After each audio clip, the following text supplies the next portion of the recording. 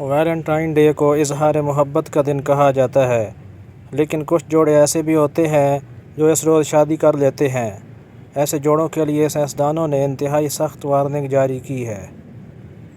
Mile on line کی report کے مطابق آسٹریلیا کی یونیورسٹی آف میلبورن کے سائنسدانوں نے تحقیق کے بعد نوجوان جوڑوں کو ہدایت کی ہے کہ کبھی بھی ویلنٹائنز ڈے پر شادی نہ کریں، کیونکہ اس روز ہونے والی شادی کے بہت جلد خاتمے سے دوچار ہونے کے امکانات بہت زیادہ ہوتے ہیں۔